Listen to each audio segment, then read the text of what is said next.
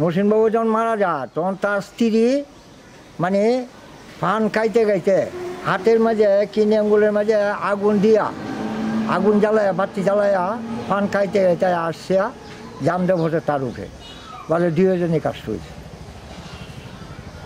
এই যে আমরা মুরব্বীরা মানে আমরা সাথে আলাপ করছি, আমরা তো দেখি নাই। মঠটার সম্পর্কে এটা বলা হয় সতীদেহ মঠ। এটা মানে এই আমার দাদিরে তার সাথে কথা কইতাম আমরা সন্ধ্যার সময় মানে বুঝাইতো আর কি, যে এক রাজা এই দেশের মানে যে ছিল জমিদার, সে মারা গেছে। মারা গেলে এই মারা যাওয়ার পর তার যে স্ত্রী করছে কি পানের বাড়া লয়ে আয়া এই সীতার মধ্যে উঠছে, উঠলে আপনার পান খাইতে থাকে খাইলে পানই গেছে। খাইলে পরে আপনার এই রাজাও মানে এই আপনার জমিদারও মানে কাষ্ট হয়েছে, আর এই যে জমিদারের স্ত্রী আছে সেও পরে দুজন একসাথেই মানে মিট হয়েছে আর কি। এরপরে এইটার মঠটার নাম দিছে সতীদেহ মঠ।